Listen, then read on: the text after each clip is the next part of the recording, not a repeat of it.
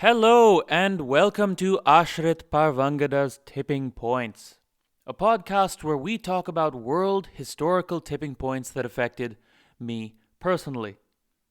That used to be that affected where we are today, but I'm thinking that it makes more sense to say that affected me and probably you personally. So I'm going to change the little quip at the beginning to that. Now, for today's episode, I brought on a good friend of mine, Kat. She's just released a game on Steam called Wisp Child, and I'm very excited to play it. Kat ended up, due to technical difficulties, using a very old laptop here, and that means that the sound that comes from her mic has this whirring sound from this old laptop. Now, this is probably going to be ever present throughout this episode. But I think the content of this episode and the conversations we had were super enjoyable, and I think you'll find them enjoyable too. And so, despite these technical difficulties and despite this sound, I have actually kept it in and decided to go ahead with this release. In our last episode, we looked at how people equals power and land equals people, an eternal rule of power that had been true for thousands of years from the dawn of agriculture up until about the 1500s. With the smallpox and other epidemics sweeping the Americas, roughly 90% of the native population perishes, freeing up something like 5 million square kilometers of arable land to be taken by Europeans, effectively tripling Europe's potential power if we continue this rule of land equals people, people equals power. But Europe is going to do far more than just triple its power. And this can be exemplified in the life of a man named James Drax, who we're going to talk about in today's episode a little bit. He arrives in the Caribbean island of Barbados in 1627, starting with relatively nothing, and by the end of his life, becoming a figure influential enough to steer the course of the British Empire itself. This is the final episode of Redlands Black Hands this season. Hello, Kat. Hello. Thank you for the introduction. I'm very happy to be here. I'm excited to just do the usual conversations that we tend to do in our daily lives already, but to share them with more people. And yeah, please check out Wisp Child. Shameless plug. Yeah, I'm sure it's going to be great. So this season is Redlands Black Hands, and this episode, named after the man who we're going to look at as an example, this episode is called Draxter's Laboratory. Here we go.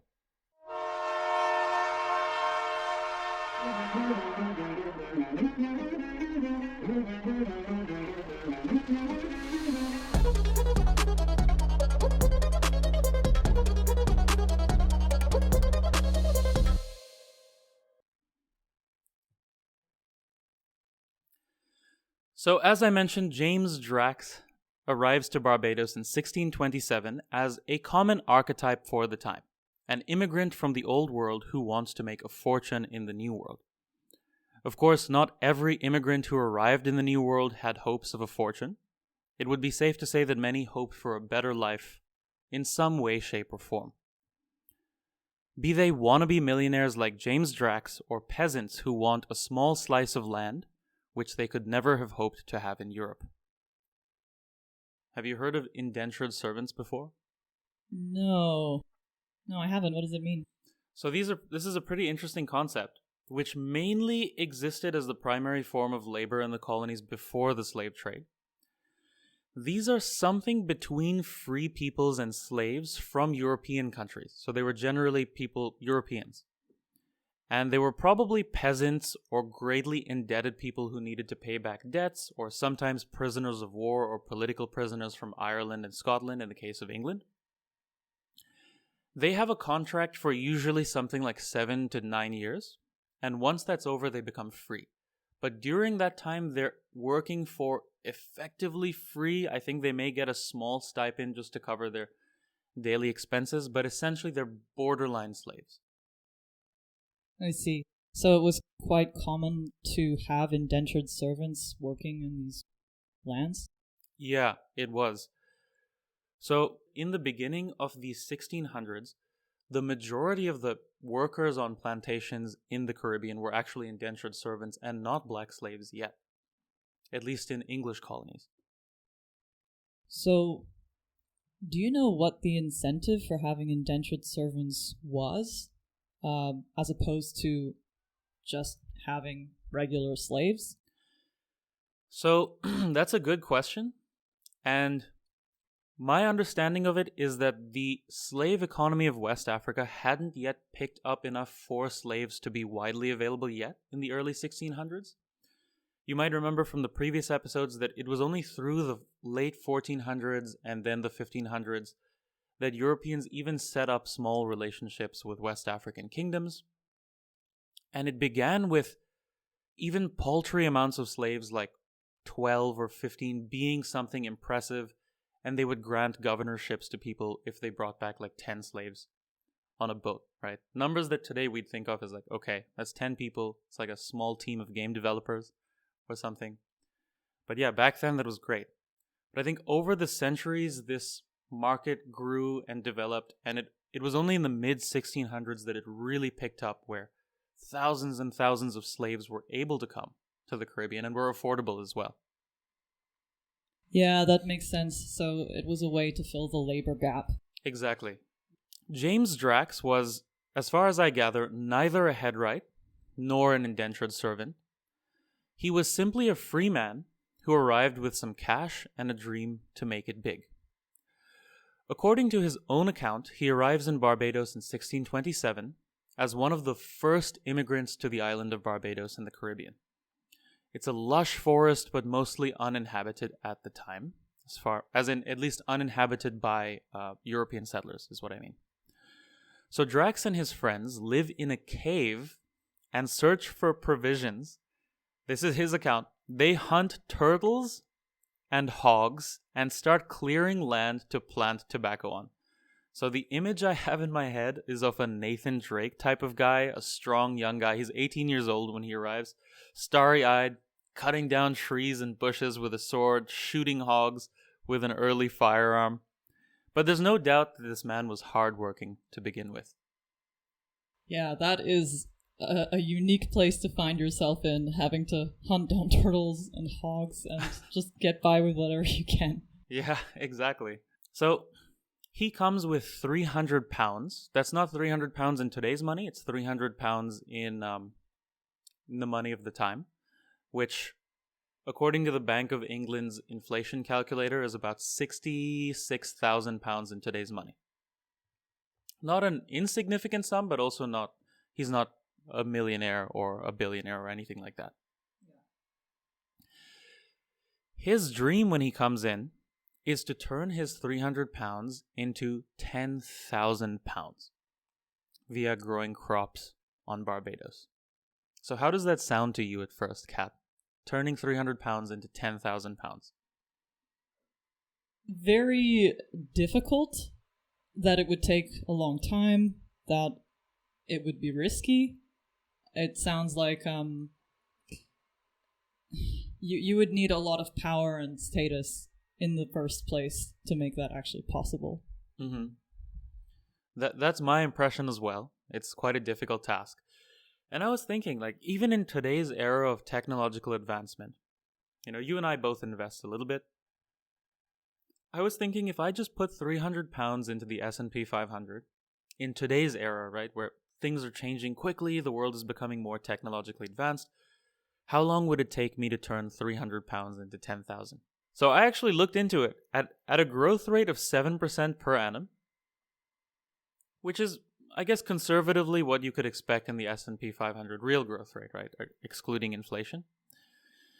It would take me 60 years to turn 300 pounds into 10,000. It's essentially my whole adult life. And that's what James Drax wants to do.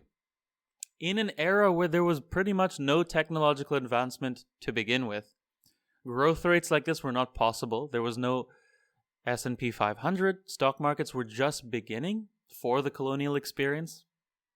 So how is he going to do this?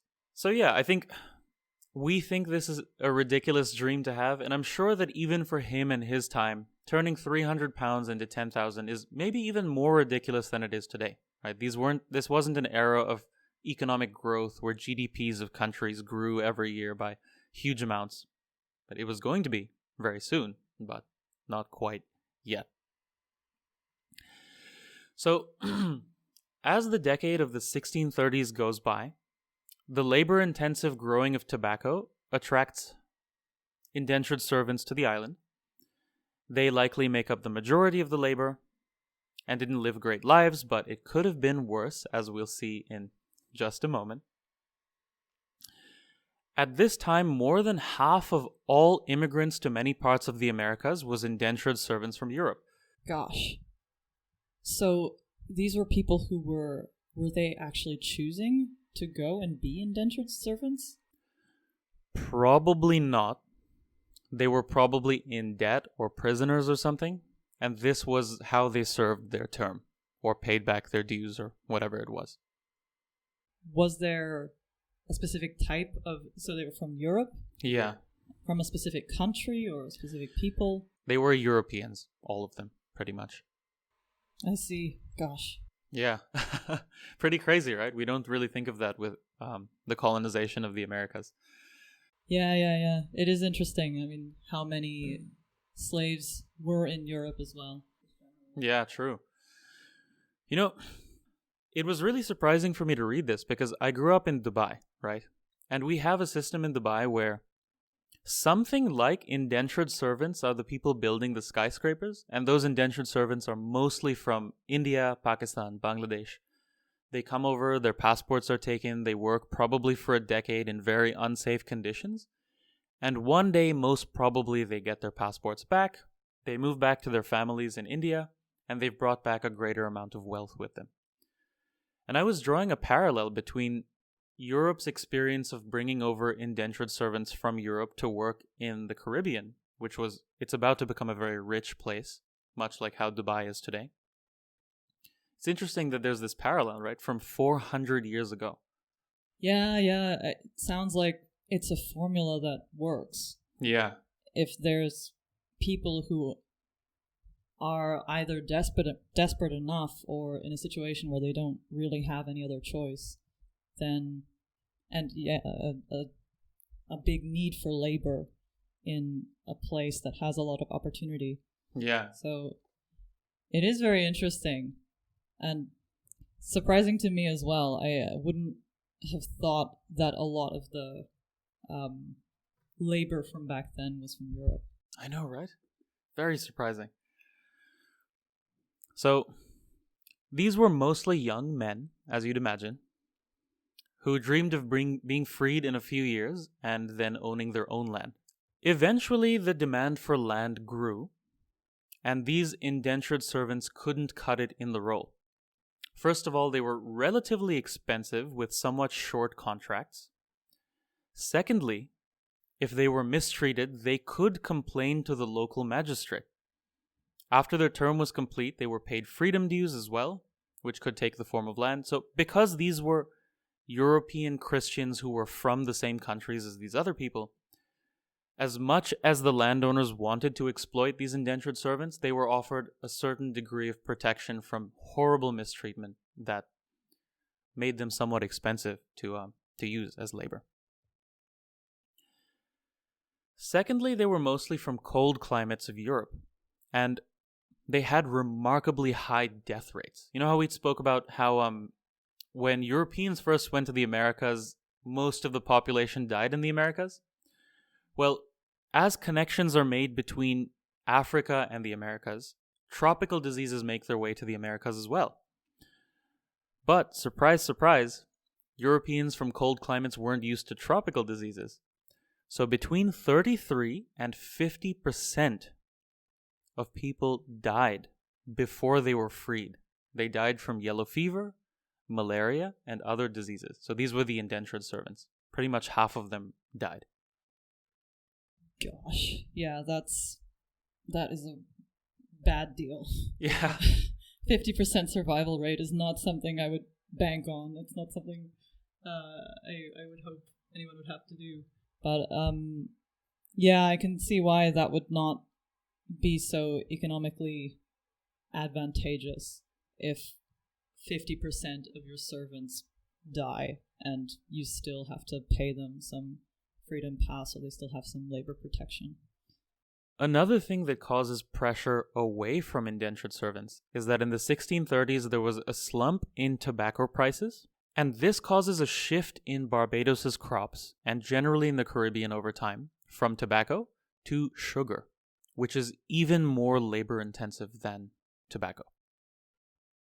So more generally through the 1600s, as European economies expand, the cost of the limited indentured servants, because you only have so many available, right? Once you've sent all the prisoners to the Caribbean islands, who else do you get next?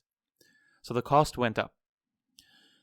The people who came to replace these indentured servants were African slaves, the only people who could in such large numbers.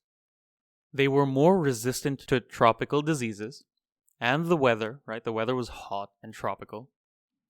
They were strong and could generally work the fields harder and longer. And most importantly, they weren't Christians, meaning that socially it was less of a stigma to treat them badly. So coming back to the protagonist for this episode, well, protagonist is one way to put it, James Drax. By 1641, 13 years after he came to the island with only 300 pounds in his pocket and a cave to live in, he now owns 400 acres of land, making him the largest landowner on the island. Seeing the expenses he'd have to incur on indentured servants and the growing need for farmhands on his vast land, he would become one of the first inhabitants of Barbados to purchase 22 enslaved Africans in 1642. Only 22? Yeah. In 1642. Did he have to... How did he get those 22 slaves? So by this point, the impression that I get is that there were ships making their way back and forth from West Africa to the Caribbean, which makes sense because there are currents that move from West Africa to the Caribbean, which is how, the Americas were found to begin with. So at this point, it looks like it was relatively a small operation, and hence even the largest landowner on Barbados can only buy 22 slaves to begin with. And this is already almost 15 years after he moves to the island, right? So it was just all indentured servants until then, or mostly indentured servants. And then he makes his first purchase of 22 slaves. I see. And how many people did he have in his company to begin with? Well, to begin with, I'm not quite so sure. What I do know is how his slave holdings increases over the years. So we can get something of a sense of the size of his operation. But this could also be because his operation is becoming larger and he acquires more land as well as time goes on. He quickly sees the utility of these 22 slaves, and only 2 years later, in 1644, he purchases another 34. And then only 6 years after that, by 1650, he would already have 200 enslaved Africans working the Drax Hall estate, as it is known. I see. That is a large increase quite quickly. I really wonder, with such a large amount of land, I don't imagine there were many European settlers in terms of density in any one place, and how he managed to control so many slaves without any revolts, or, well, maybe there were some revolts, but I do wonder how he managed that.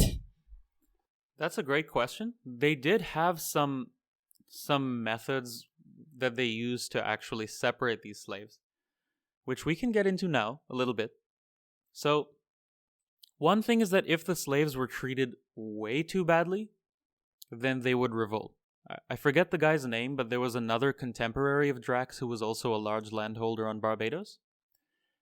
And he treated his slaves even worse than Drax. I mean, I'm sure all of them were not, peachy with their slaves, but this guy was apparently some sort of tyrant, right? Like, imagine the worst possible type of human. his slaves ended up getting really angry and burning down his entire plantation. So there was a limit to how far you could go and the things you could do. Now, when we start talking about the conditions of these slaves, you'll realize that that limit is super extreme, right? Like, the average slave was going through so much horrific stuff that you wonder what those slaves had to have been going through to burn down this guy's estate. But generally, they had some methods by which they would prevent revolts. For one, they would have people from different regions of Africa staying together. So even if you brought over a boatload of slaves, let's say all from a certain community in the Gambia, you wouldn't keep them together because they could talk to each other. They had shared values, right? They could talk about their gods and their traditions. And that's generally a good grounds for starting a revolution, having shared values. What they did was they'd put one person, let's say from the Gambia, with one person from Senegal, with one person from the Congo, with one person from somewhere else. So effectively, these were all people who were deaf and dumb. They couldn't talk to each other. These were just a bunch of random, speechless people who they were with and who had to work with. And it's difficult to organize a revolt when you can't even talk to someone. So what's interesting is these people would have had no one to talk to. Even though they were all African slaves, they were from different communities. Yeah, that makes sense, actually. Yeah, I mean, already you're so estranged just being in a foreign land, and the only people you have close by can't even speak the same language as you, so it's not a good position to be in if you want to start a revolt, especially something that's as risky as that, because I imagine any disobedience is already leads to discipline anyway.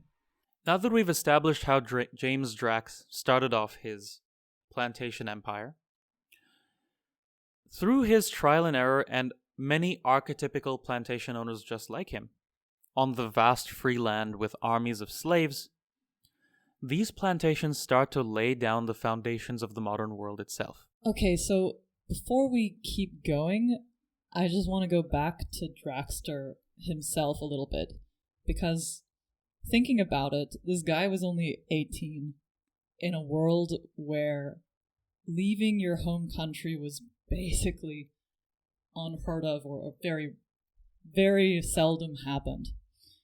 And this guy must have been kind of, I mean, not clinically insane, but incredibly extreme to actually want to go out to the Americas, basically the middle of nowhere, and start a whole new life just living in a cave and being a kid who maybe didn't know anybody else who did that.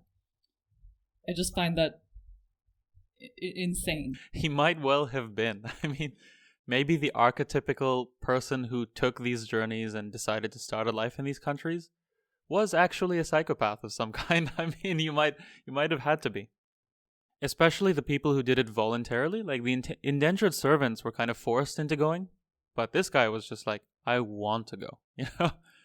Yeah, I mean, making a parallel to today's world, I already think that being an expat already is a bit unusual, and you have to have a certain mindset to want to do that. I'm sure they didn't know how many people were dying, but the fact that they knew so little is already scary enough. So we have some vague idea of how extreme this guy must have been. Exactly, yeah. And that's why I like to give a little bit of credit to these people, even though this series is kind of about taking the focus away from the Industrial Revolution as like the source of Europe's ascent to global power, which is generally the traditional narrative, right? It's because of the Industrial Revolution that Europe took over the world. That being said, it was adventurous Europeans who were willing to go and make the most of this new land in the Americas who ended up giving Europe the kind of power that it ended up having. I think credit where credit is due. For whatever horrible stuff these people did, they were no doubt hardworking, probably smart, brave, and adventurous souls who went through these journeys. Yeah, it's true. I think in today's world, these would be the type of people who try all kinds of crazy startups get big investor money and spend it in reckless ways, but potentially come up with something that really does change things. So questionable methods, but the type that actually try to make a difference for better or worse. Exactly. Well said, Kat.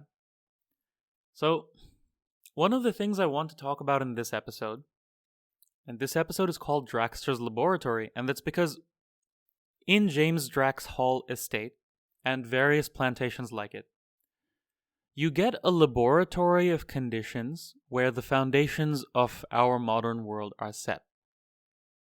For one, race hierarchies are formed in this era. To most Europeans, the only time they would see a black person is when they saw a slave, starting from this time onwards. Through generations, new generations of kids grow up, and the only time they see black people is when they're slaves. That builds a bias that hadn't existed before, that dark-skinned peoples must be lesser. In the words of Harvard sociologist Orlando Patterson, himself a black man, even the lowest of white society were exempt from the horrors that African slaves faced, and gradually began identifying with a strong sense of honor that the experience of mastership generated. According to another, Nirenberg and David, in a 2009 paper, quote, "On both sides of the chronological divide between the modern and pre-modern, wherever it may lie, there is today a remarkable consensus that earlier vocabularies of difference are innocent of race." So, end quote, sorry. So essentially what they're saying is that before this era, so that being in the pre-modern era, when people talked about differences between peoples, it wasn't in relation to race. That is very interesting. Yeah, it's a newer concept than you would have guessed. Yeah, exactly. Because it being such a kind of obvious physical trait, you'd think it would be grappled onto quickly. So it's strange. It is weird, yeah. And yeah, I mean, as we covered before, slavery was much more egalitarian back before this era. You know, everybody could be a slave. A European could be a slave, an Arab could be a slave, an Indian could be a slave, an African could be a slave. So there wasn't that racial difference in terms of who were, the slave type and who were not the slave type. It was just, we're all different peoples from different lands, and this kind of thing is happening. Yeah, I remember reading that, the transatlantic slave trade was when it became a racial thing, when slaves specifically became more of a racial thing, and that this was somewhat convenient just because you were able to quickly identify who was a slave and who wasn't. So it's kind of interesting that it was more a logistics thing than specifically a racial prejudice. Yeah, that is really interesting. And it's also crazy how the conditions that came out of this whole thing, where gradually a bias starts to develop towards darker skinned peoples, is something that persists globally to this day. Even today, you walk around and, you go to Berlin clubs, and they say this is not a place for racism or homophobia or hate or whatever it is, right? And when they're saying racism, and generally when we speak of racism in the world today, we're almost always talking about racism towards darker skinned peoples, right? So the hangover from this era of the creation of these biases is something that we're still talking about in 2023. Yeah, that it really puts it in perspective a bit. You do wonder how much of that is inherited versus how much of it would have happened anyway. Or I wonder it at least because these are very specific circumstances that caused the transatlantic slave trade. Yeah. And whether or not we would have the same definition for racism today. That's a good question. I mean, one analogy I could bring up is from a book by this guy named William Dalrymple. called White Mughals. So this is a book. William Dalrymple is a British historian who spent much of his life studying Asian history, and much of that studying Indian history in particular. And this book, White Mughals, covers how, in the early days of the British coming to India, this was in the 16 and 1700s, they tried very hard to emulate what Indian society was doing at the time. So there very clearly wasn't this, people with darker skin are lesser than people with lighter skin sort of thing. Hence the book is called White Mughals, because it was white people from Europe coming and dressing like the Mughals and generally like people from India, engaging in the kind of hobbies that people did, right? The kind of pastime, emulating the same way I guess you might see cultures today emulating America. America's a big, powerful country and people want to enjoy hip-hop and dress with jeans and cool stuff like that, right? Yeah, wow, that is very interesting. Yeah, I imagine the Mughal Empire was something to behold. Yeah, it probably was. For a European, for a Brit, with so much less. Look at the luxury that they have, and how can we be like them? Yeah. And what's fascinating is that over that time period, perhaps partly due to the racial relationships that are building in the Atlantic, eventually the British start actively rejecting being like Indians, and they make it national policy not to dress like Indians, not to follow the same hobbies, in an effort to kind of curb this kind of behavior. Not to take Indian wives, things like that. Interesting, right? Yeah, very interesting. My goodness. They actually had to introduce such policies. They had to. So, this was active national policy. Please do not dress like the people here. Yeah, you can see this in William Dalrymple's book. I think it's a fascinating read as well. White Mughals, it's called. Right. Yeah, it does sound interesting. Wow. Yeah. Anyway, that's a bit of an aside, but a nice one. Another foundation for the modern world that's laid in this time period is labor productivity. These slaves would be optimized, if I may use that word, for something so horrific. The foundations for running businesses with large numbers of people is laid in this era. Things that today we take for granted and we think of as fairly obvious, like how to make groups of hundreds of workers work in tandem with machines that do different things, and the machines have cycles and timelines of their own. This was stuff that had never really been done at scale before this time. And bystanders were shocked to see this in action. Could I quote an account from the time? A Portuguese priest who visited a plantation in Bahia would say, this is a really powerful quote, quote, "Whoever sees those tremendous ovens perpetually ablaze in the darkness of the night, the high flames rising up in gushes out of each of them, out of the two openings or vents through which they breathe in the fire, the Ethiopians bathe in sweat, as black as they are vigorous, who supply the thick and sturdy material into the fire, and the pitchforks with which they surround and rouse it, people all the very color of the night, working intensely and moaning, all the while with neither a moment of peace or rest. Whoever sees finally all the confusing and thunderous machinery and apparatus of that Babylon will not doubt, even if they have Etna and Vesuvius, that it is the likeness of hell." End quote. Oh my gosh. So he's talking about them working throughout the night. Yeah. Gosh. Yeah, which was apparently very common. According to Jeffrey K. Paget, 18 hours of daily work was the norm on most Caribbean plantations.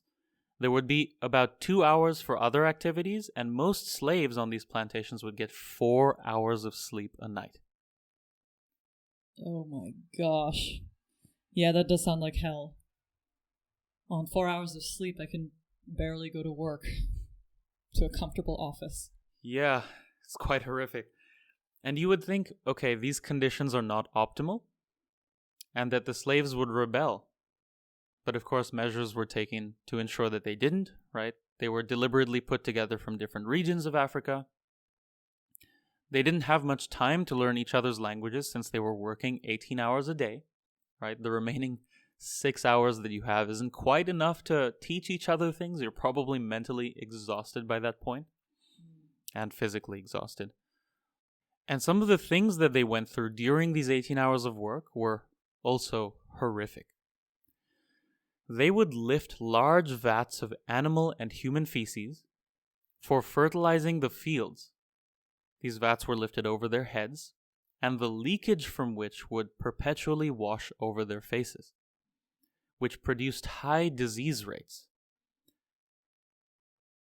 Not only that, the slaves who worked through the night were fed only sugarcane, which was grown on these plantations, right? Just pure sugar,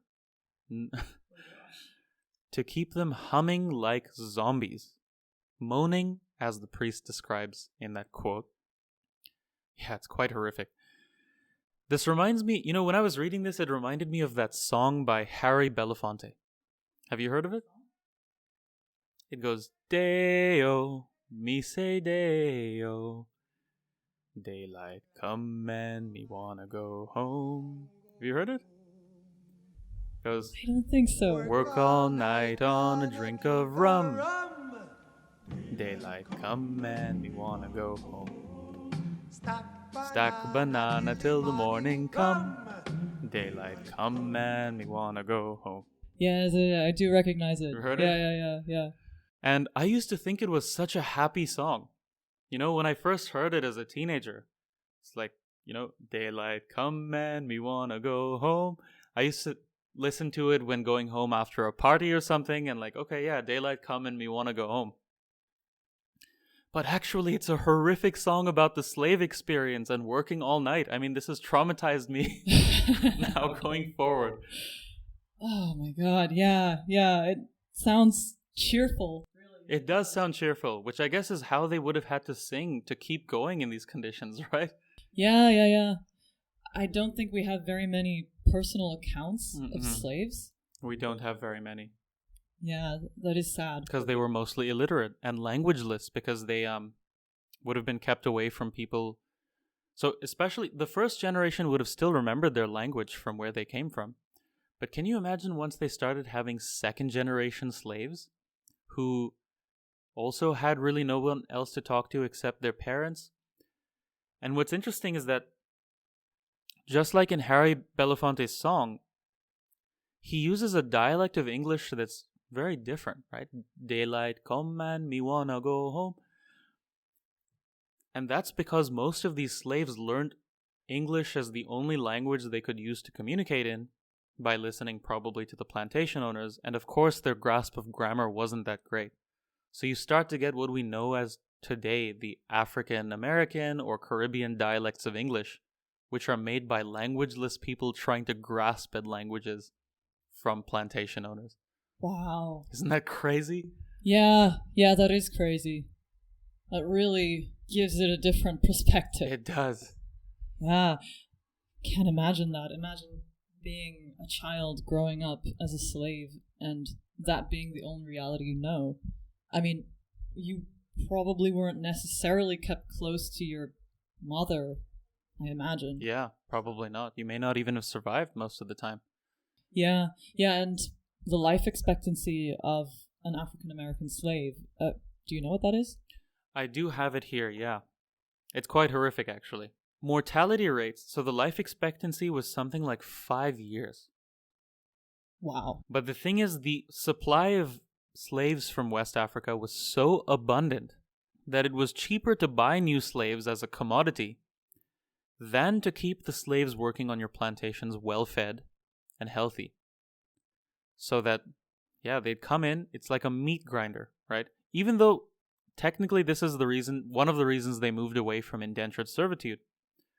With these slaves working 18 hours a day, working hard, resistant to diseases, apparently it was worth keeping them around only for 5 years. You wouldn't let them have sex with each other because a pregnant woman of a slave, you'd lose a good 9 months of her time working. So there was a premium on male slaves, first of all. And secondly, yeah, you couldn't get pregnant. So at first, at least, they didn't even allow second generation slaves. This is something that happened later once the slave trade got cut off, right? A lot of countries started making slaves illegal in like the 1800s. And then they were like, especially in the American South, they said, oh, we don't have new slaves coming in. So why don't we just make them have kids, and then we can have a perpetual line of slaves forever. Yeah, it certainly wasn't done out of the interest of the rights of the slaves. Exactly, yeah. Wow. Imagine that. It's 5 years. 5 years. So short. So short. And that it was actually cheaper. I find that so shocking because you still have to ship all of these people over. And I remember reading that the survival rate, even just on the journey there, was, I mean, it wasn't 100%. So you still lost some slaves. Yeah. Just getting them over. Exactly. And even there it was worth it, because even though you're losing some people on the way, the reason you're losing them is because you're packing them into these ships like sardines. Right. So the alternative is, okay, you keep them really nicely on the ships, you give them enough space to breathe, you give them a little bit of food, but then the whole journey becomes more expensive, and you're only getting fewer slaves out of that experience.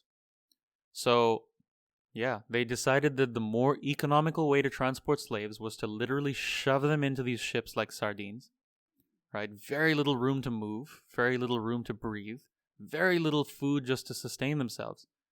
But ultimately, even if, I don't know, I don't have the numbers here exactly for how many died on the ships. If I'm not mistaken, it was double-digit percentages, like 10, 20%, something like that. But even if 20% of them are dying on the way, it's still more economical to do it that way than to have them treated well, which is crazy. This is just pure economic interest. They just do not care about these people's lives at all. Soon, 2,000 slaves per plantation becomes pretty common. This was bigger than any business in Europe. These multi-thousand people plantations were working in sync to grow, then boil, and then sell, and sometimes process it into things like rum, what was known as white gold. And the Portuguese literally called it ouro branco, which is white gold. Sugar.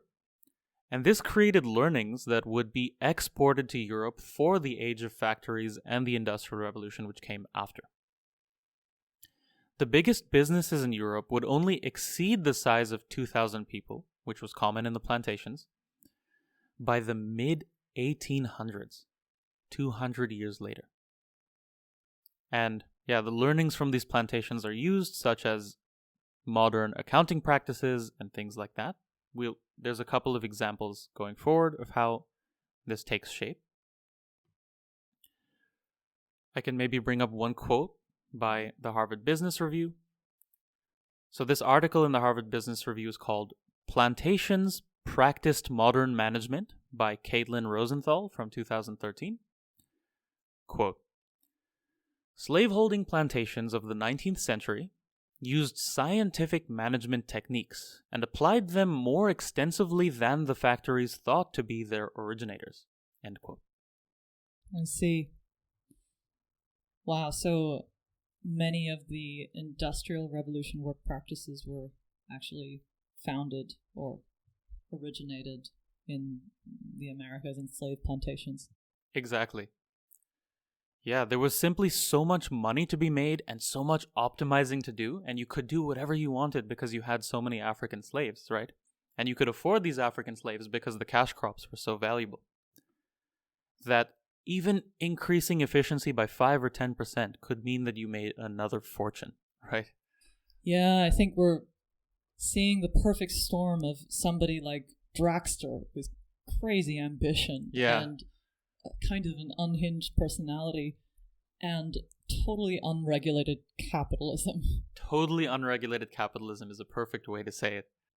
So speaking of Drax, right? James Drax, the Draxter, and his laboratory.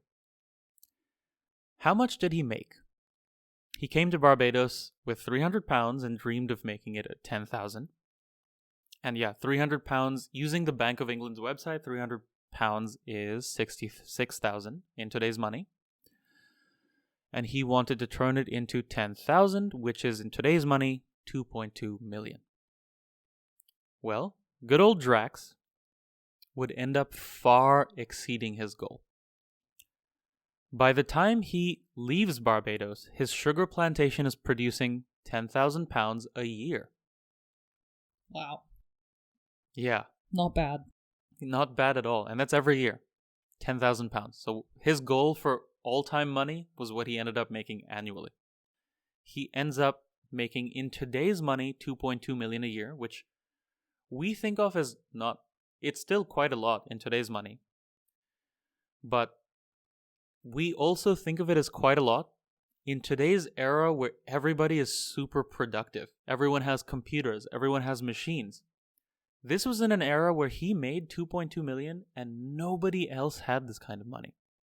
If you had, in today's money, 2.2 million back then, you were essentially an aristocrat or a royal who owned a lot of land, or you were a king or something of that sort. I see. Yeah. Yeah, the quantity of wealth, it doesn't scale the same way Exactly. in today's world. Now everyone's a millionaire, right? Yeah, it's much more common or reachable. Inequality back then was potentially even greater. Yeah. Yeah, so pretty impressive from James Drax. So the historian Joseph C. Miller says, new sugar colonies like Barbados constituted controlled laboratories for early investment and management that were responsible for creating golden modernity. I'll end quote. That was a quote from Joseph C. Miller.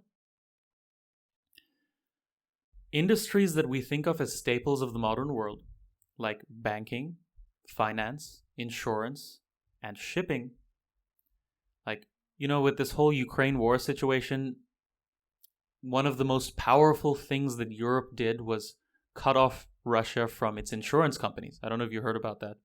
Yeah. So Russia can no longer get European insurance on its ships that are taking oil from Russia to China or India or wherever else. And you think, yeah, whatever, insurance, not that big a deal. But actually that really hurt Russia to cut it off from European insurance. Now what's interesting is all of these industries are formed during this period of plantation crop growing. And that still gives Europe that much power today to have had a head start on those industries back then. I see. Right, so before this there wasn't an explicit need for these kinds of industries, at least not at the scale that they were done. Exactly, yeah. Right. Yeah, that is crazy. I mean, I guess it makes sense. You're suddenly running a transcontinental business. Which had never really been done before that. Yeah. It creates problems or opportunities that you just didn't have.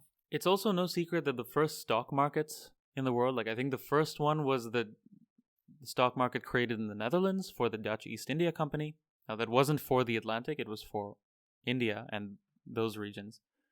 But yeah, even that was one of these things that was created only because there was suddenly this new market, these new opportunities, and people had to think, our existing systems don't work for this. How do we make a system where we can get more money into it? You know, people can actually be a part of this growth story, because there was a growth story to be had. So, before this was formalized, how were plantations invested in? Was it mostly monarchs? Yeah, in the beginning. With Portugal, for example, it was mostly revenues for the royal family itself. And if I'm not mistaken, they also would allow certain families of favored aristocrats to have plantations on certain islands. But then if those families got too powerful, they would change the laws so that a higher proportion of the revenues from those islands come back to the royal family itself. So it definitely started off as more of a royal enterprise. But that was in the early days, like Prince Henry's days, of these like early island explorations. You only have like a couple of dozen square kilometers of land, still very lucrative by the standards of those days. But by the time you get to the Americas, things change in scale completely, right? Millions and millions of square kilometers of land. You can't just keep it to royals anymore. You can't even find enough volunteers from common people. So you start bringing in indentured servants. Even there, you eventually run out of enough people. And then that's when the African slaves come in after that. I see. And Drax only had a fair amount, but he didn't need that much to get started. Yeah, So, exactly. Right. Even so, would you say that these were the things that kind of motivated private investment becoming so much of a larger thing? 100%. Yeah. Literally, these stock markets begin only because there isn't enough money and you can't achieve your goals via the old methods of royal families kind of sponsoring these things. Indeed, here's a quote from the Bank of England's website itself, because they were giving out a lot of loans, and the Bank of England existed back then as well. It wasn't a government entity back then. I think it was a private bank. But here's a quote from their website. Quote, "Involvement in slavery and the slave trade made people very rich. This income was often invested by those individuals in their local area. End quote. Another quote from their website. Quote, "It's interesting that they have these things just up on their website, but I find that really cool about the British, to be honest. You know, like everything is recorded pretty well and you can find it just like on the internet, which is so cool." So, quote, "The Bank of England also had a craving for sugar.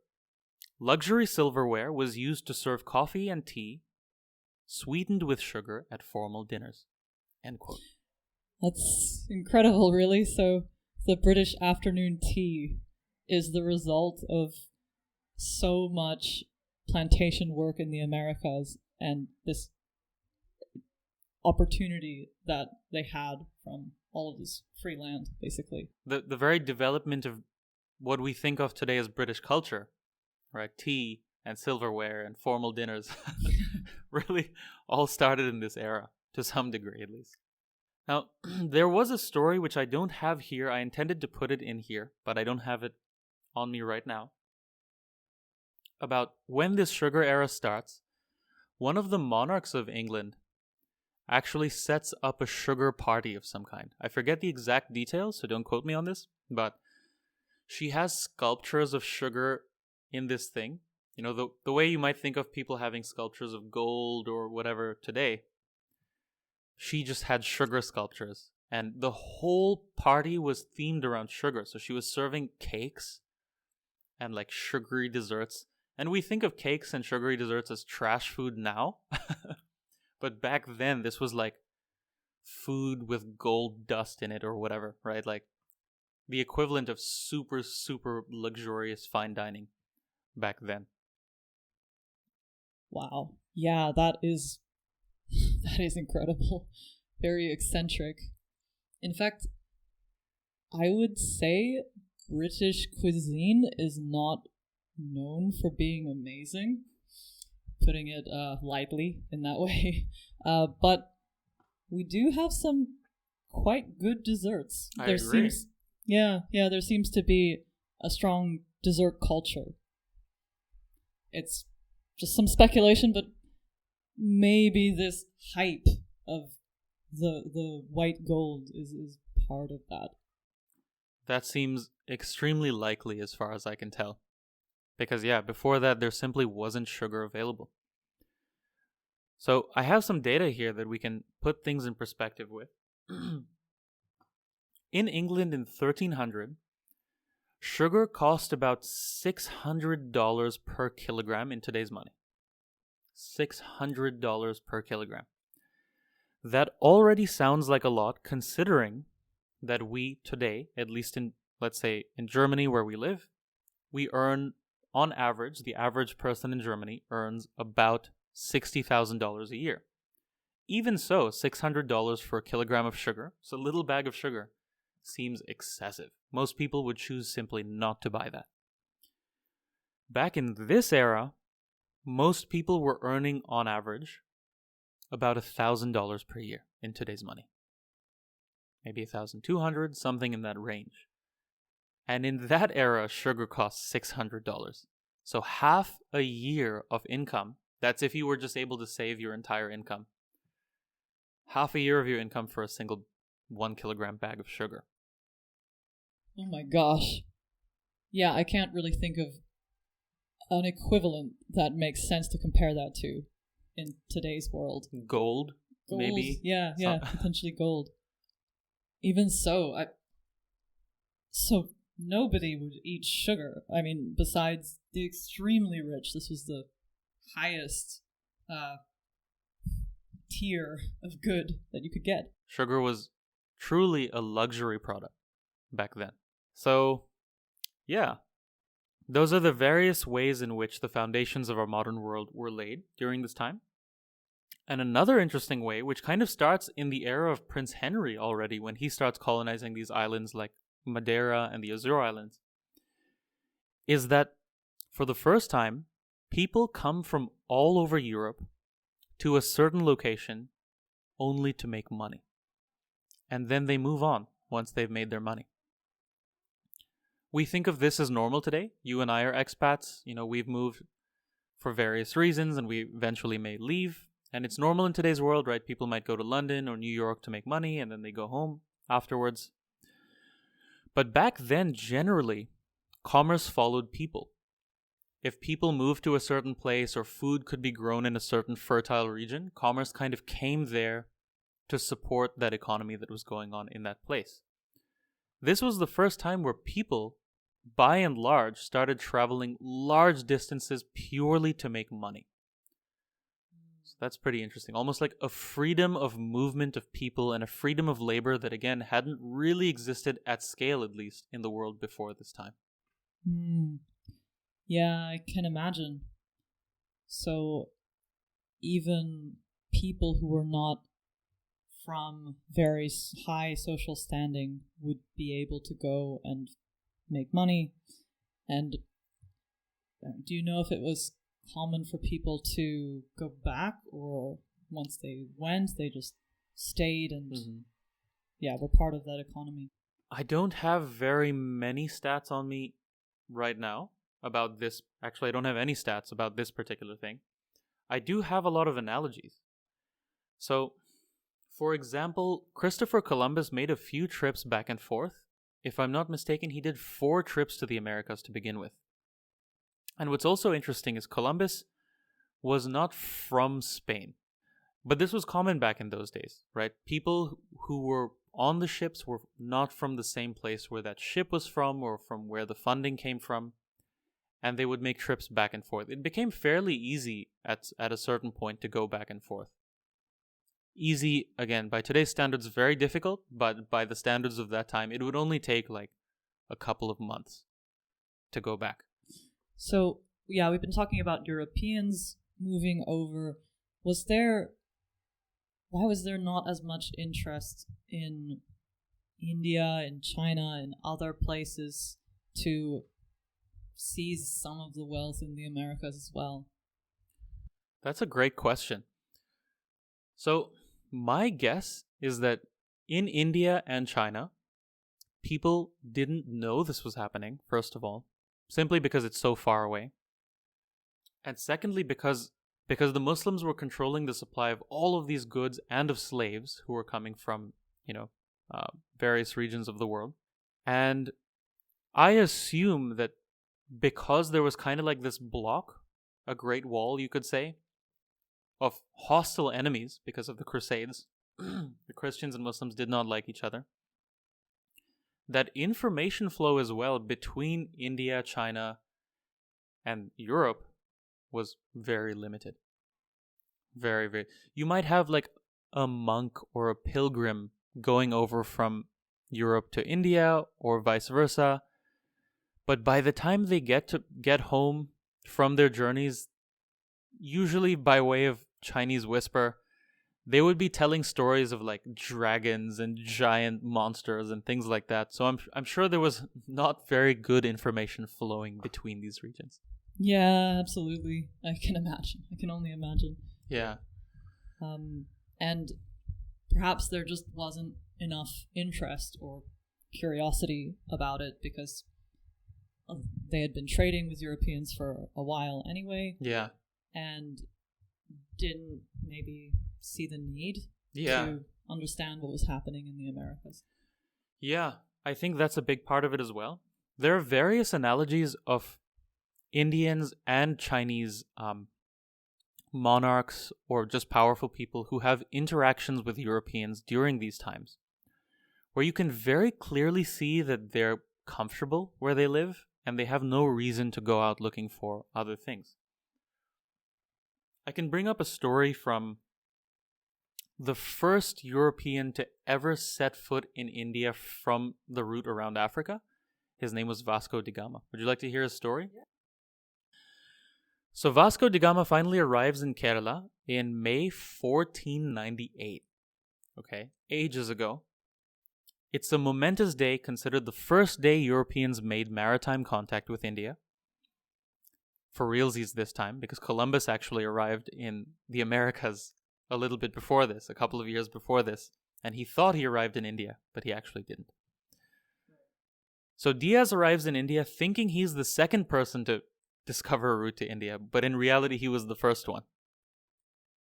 And the Spanish would only find out that they didn't land in India in 1502, which is 4 years after this.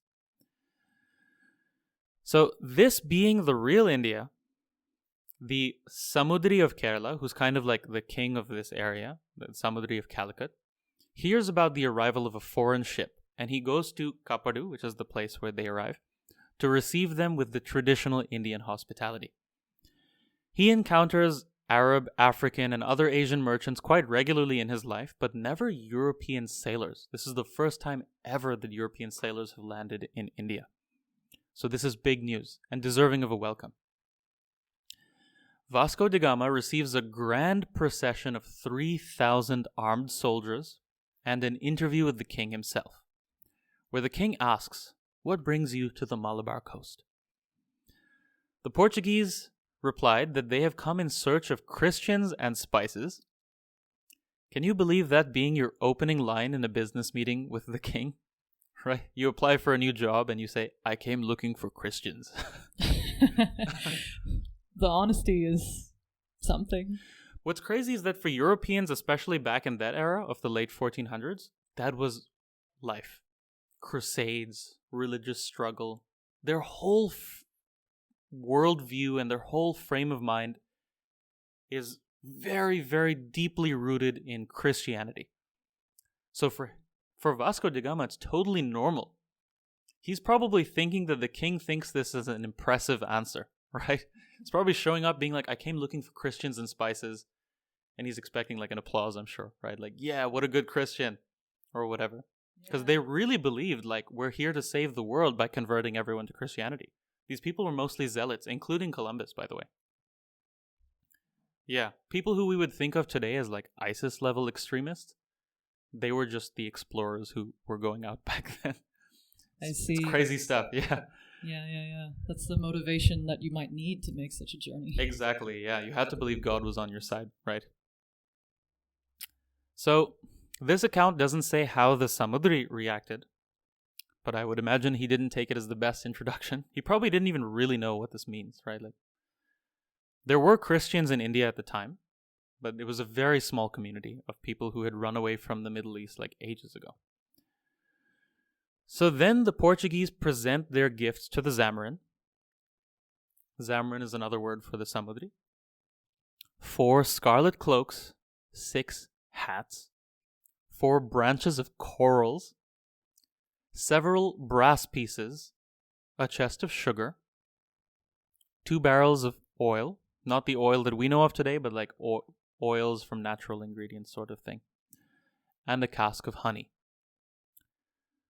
So, this is what would have really impressed West Africans who the Portuguese had already made contact with way back when. And they were just starting to trade for slaves and gold in Mansa Musa's region at this time.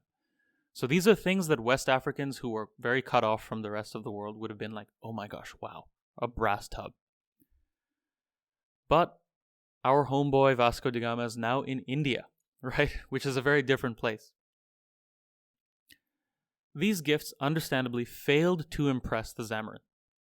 Kerala was one of the richest centers of international trade for the globalized Indian Ocean region at that time. So they would have known goods from China, from Arabia, and very high quality luxury items as well. And according to the accounts, the gifts presented were considered trivial. Having failed on 2 accounts, but certainly not people to be underconfident, the Portuguese request trading rights. The Zamarin says, sure, you can trade, but he asks for a fair price for his goods in gold or silver, because he was also selling various goods, and he wanted gold or silver for them, not brass tubs. This is what other peoples who came to the Malabar coast were paying. The Chinese, the Arabs, they were quite wealthy by the standards of that time, and they were willing to pay silver or gold. So there were also some Muslim traders in the room at the time, and the Muslims were familiar with the Christians, and of course didn't like them, because they're locked in an existential war and all that. So they tell the Zamarin, hey, Vasco da Gama is lying about being a royal messenger. He's just a pirate. Which actually isn't so far from the truth, as we'll see in just a moment. But he also was a royal messenger. He was coming from the Portuguese royal family. Right. Not a complete fraud. Not a complete fraud, yeah. He was a royal messenger pirate, if you will. So Vasco da Gama then says, okay, you don't want to buy my goods. That's fine. I'm not quoting him exactly, by the way. Can I then leave some goods here and leave some people to take care of it, and then maybe they can sell it, and I'll go back to Portugal, and I'll be back one day with some real gold and silver, probably from Mansa Musa's empire, I would imagine, or as in from Mali, where they had established trade. So again, the Zamarin requests a fair bargain. He says that if the Portuguese want to keep their goods there, they have to pay a customs duty, again in gold, just like any other trader who was there. You want market access, you have to pay market price. Vasco da Gama is not used to this kind of treatment because, again, so far the Portuguese contacts have mainly been with African societies which were, compared to India, relatively impressed with the stuff that they were providing. So he leaves angrily, having failed to secure any kind of deal. And because he's angry, his crew kidnaps 16 fishermen. And a couple of more prominent people too. So yeah, that's one account of how India was just not interested in what Europeans had to offer because life was quite good there by the standards of the day. Right? You had access to international markets to some extent. Again, it wasn't like today. You couldn't order on Amazon, but you had access to goods from all over the world. And the same is true for China. I don't know if you've ever heard of this story of, I forget the exact details, but there's a British trader who goes to the Chinese royal family. I think I might have, but yeah. I don't remember the details. It didn't go well. So again, Europeans in this era are so used to various like tribal societies around the world being very impressed with what they have to offer that they arrive in China expecting the same kind of treatment. But of course, China is a totally different beast, right? It's a huge, wealthy society that accounts for, in that era, 25% of global GDP, just like India. So the scale is totally different, right? Beyond what Europe was used to at the time. And I think they refused to bow, if I'm not mistaken. The Chinese emperor says bow. Again, don't quote me on these details because I don't have this account open in front of me just now, but I think it's a fascinating story. And the Chinese emperor says, quote, "Our celestial empire possesses all things in prolific abundance and lacks no product within its borders. There is therefore no need to import the manufactures of outside barbarians in exchange for our own produce." End quote.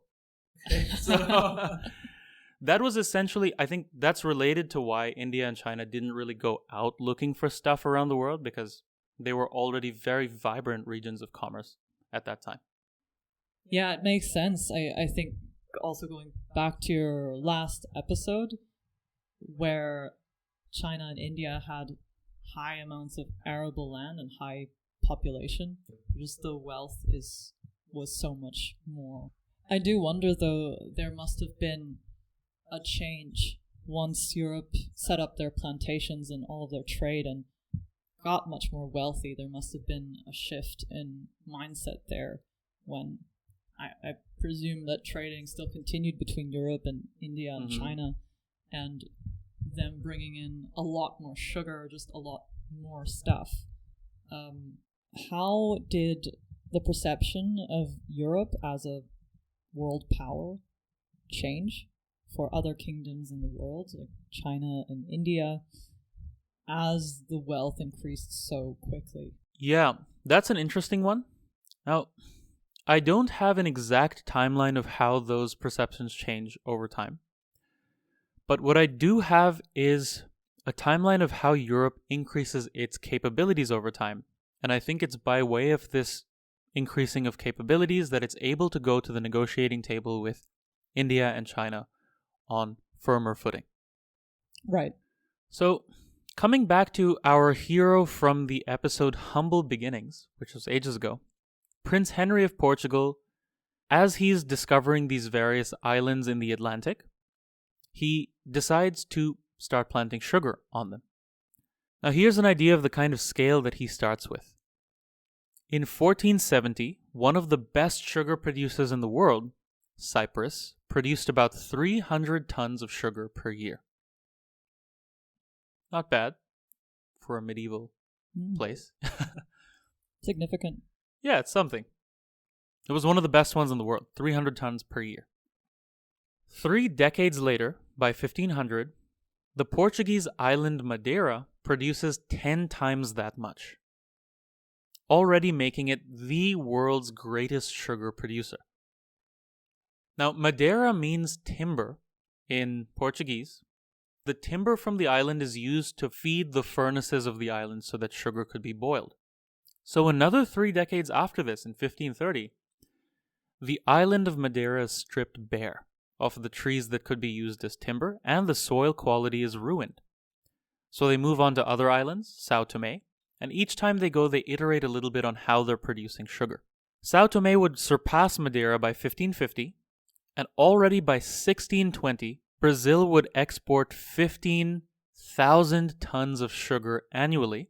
Sugar alone from Brazil accounted for 40% of Portugal's revenue, generating more income than silver and gold extraction combined. Wow. So, yeah, they must have really amped up the sugar production and just gone in on profit that they could make from that. So, as its production went up, sugar, of course, became cheaper in Europe than it had been in, say, the 1300s. And so it gradually becomes commodified. It's no longer a luxury good, it's something that's accessible by the middle class and eventually to pretty much everyone across society, though that takes a couple of 100 years. What used to be reserved for royal dinners is now found in every household.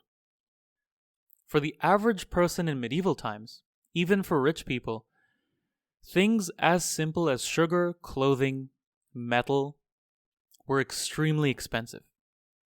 The average person would have had to save for months or years to afford meaningful amounts of pretty much anything, even like a shirt. And most people could really only afford to keep themselves alive. But as the supply, via the amount of land, grows, people in Europe slowly over centuries are empowered, and they start being able to afford the basics of life. Sugar, cotton, etc. And it starts to become something people take for granted.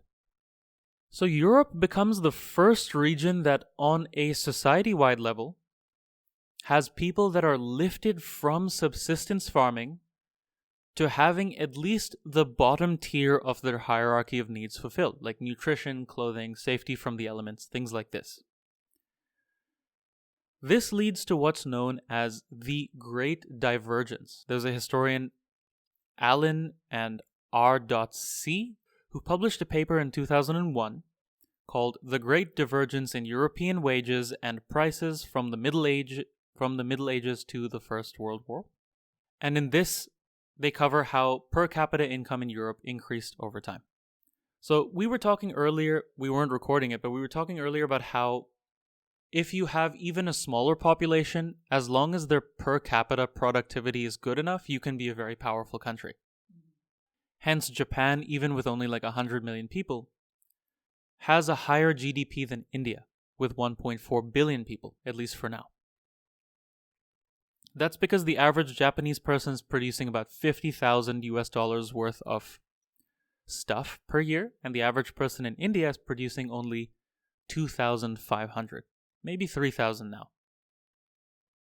Hence, at this time, European society at large starts to become more powerful by way of the average person producing more and being able to afford more and have a better quality of life going forward, leading to this great divergence. I can maybe look at some historical data for what people's per capita income was, going back through all of history. I guess I'm wondering how the average person in Europe managed to get some significant portion of that wealth. Was it really just massive increases of supply of these luxury goods that brought prices down to the point where people could afford it? My guess is that maybe it starts off only with royalty being able to afford it, because the first batch of sugar to ever arrive from one of these Atlantic islands was surely extremely expensive. Yeah. But maybe they sold it for 10% less than what was previously available. Hence, people want to buy their sugar. You keep doing this over decades or centuries, and each island is trying to undercut the other ones. Okay, we're selling sugar for $600 per kilogram. What if this other island starts growing it and says, we can sell it for $550? And because the land is abundantly available and slaves are abundantly available, probably the real cost is something much lower of what it takes to grow it. So probably just by way of competition between different sellers and things like that, the price eventually decreases. And what that means is at some point you have middle class people being able to afford these kinds of things.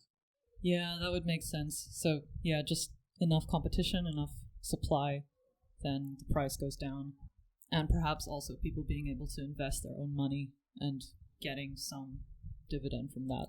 That's a huge point as well. So I think on two different sides of society, wealth is increasing. One is on the supply side. Goods are becoming cheaper, so even if your income is the same, you're able to afford more of it. But on the other side, because of what's happening in these islands and with all of this trade, the average person really is slowly becoming wealthier over time. Very slowly, and we can look into those numbers in just a second. But both of these twin factors are playing on the economy to create something like an exponential effect over time.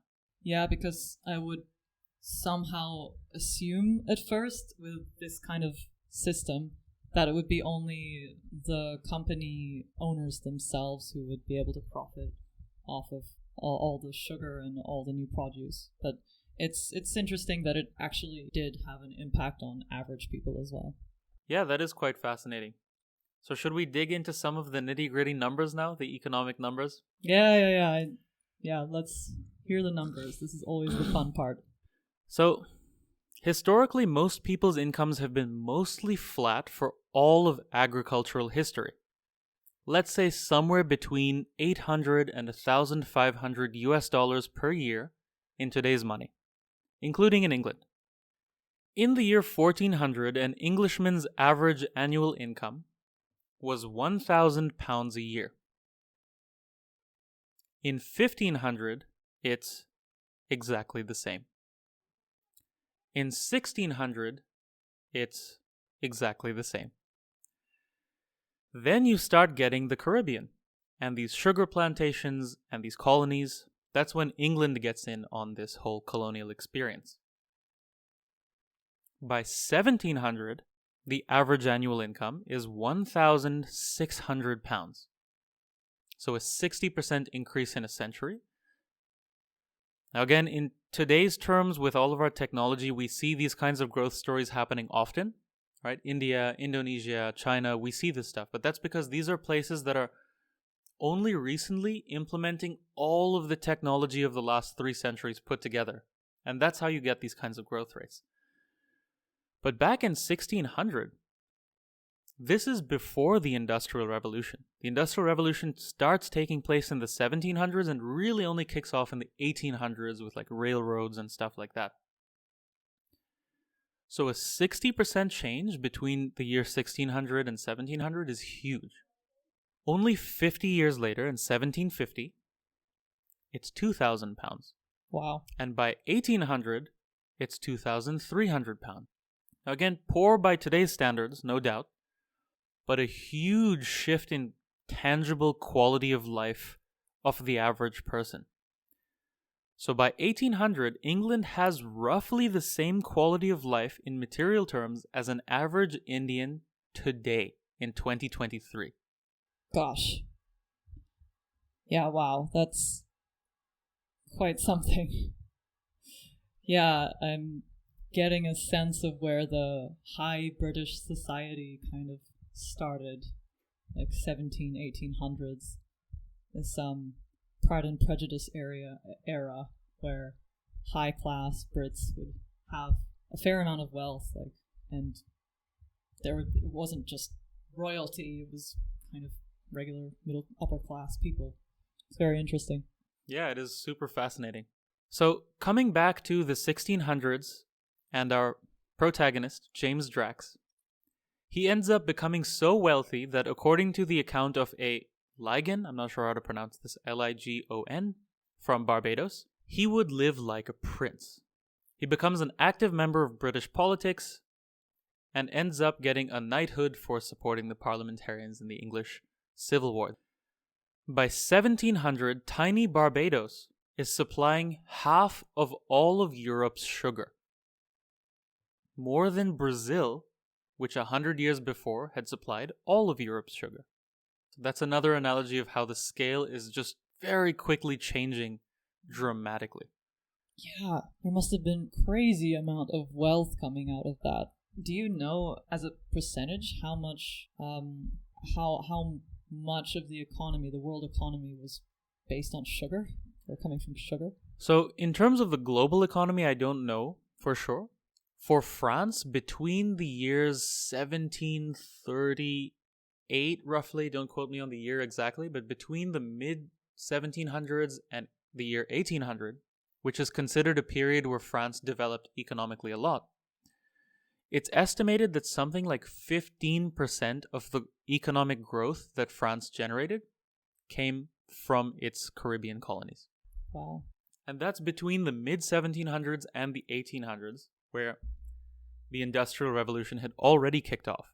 Yeah, I see. Yeah. So this kind of coincided with the high percentage of sugar. So it's likely that in the 1600s, like we did see that thing earlier where that bit of data where 40% of Portugal's revenues came just from sugar from Brazil. So it's likely that before the Industrial Revolution, an even higher percentage in many of these societies was coming from sugar plantations in the Caribbean. Wow. Was it really mainly just sugar? I think I remember reading that coffee was also in high demand around the same time and was also produced in way larger quantities than before. Yeah. So this kind of scale happens with a bunch of crops. It happens with cotton. It happens with coffee. It happens with tobacco. But at least between the years 1500 and 1750, sugar is by far the dominating one. Yeah, I guess it was just demand in the end. Yeah, could be, right? Everyone loves sugar. It's addictive. It's almost like a drug, right? Yeah. Cotton, okay, tobacco is somewhat addictive, I suppose. Cotton, not really. Right? It is nice to have clothes, but they're not exactly addictive. Coffee is also kind of addictive, but I think sugar, like people consume sugar all day, every day, right? Mm. It's something that's so addictive that we almost think of it as a non-factor in today's life, that we just consume tons and tons of sugar. Yeah, that is true. Yeah. Yeah, I guess that was the start of bringing it into a normal everyday life.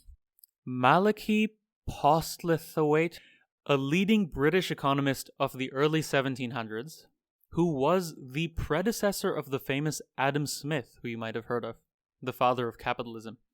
So this was the grandfather of capitalism, I guess you could say. he would say that the ample and continual supply of new slaves from Africa is the fundamental prop and support of his country's prosperity.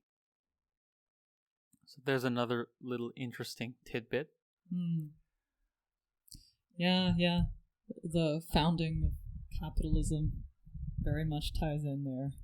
Here's a fun quote. Well, fun in the very dark sense of the word, where we actually do have a slave account of how one of the slaves perceives the English and what they're doing on the island, right?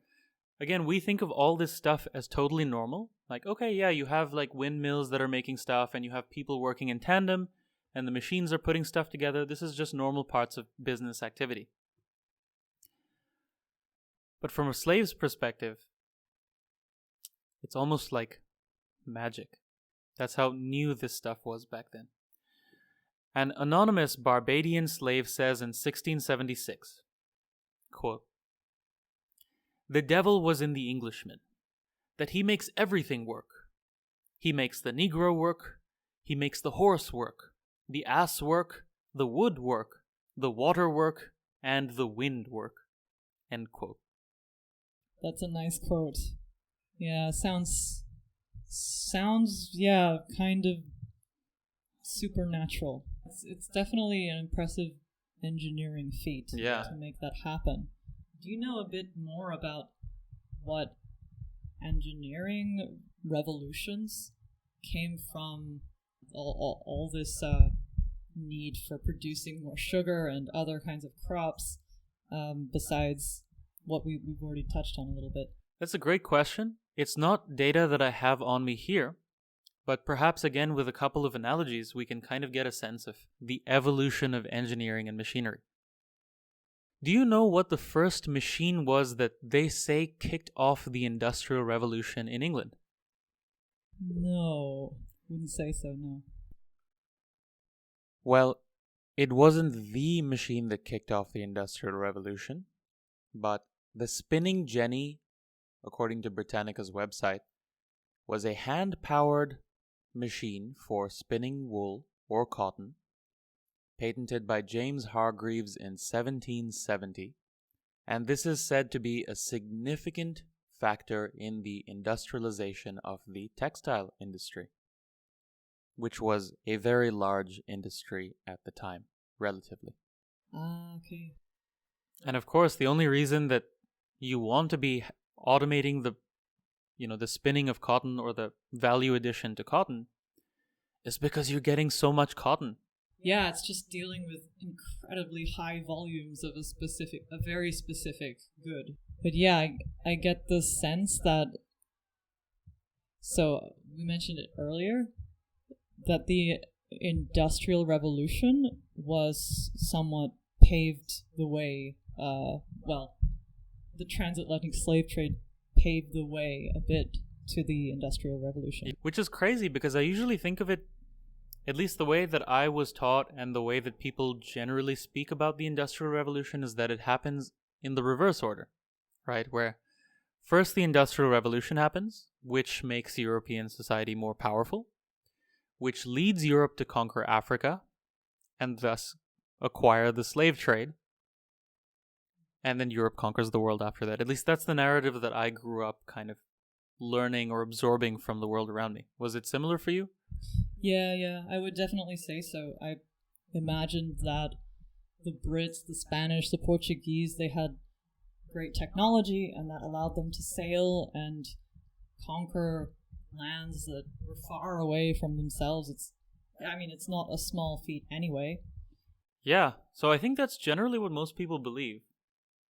But what we see from all of this data and all of these stories is actually that it's the other way around, where first African kingdoms voluntarily provide slaves to European traders in exchange for goods, right? I think it was brass tubs and things that they liked, and eventually some horses and guns as well.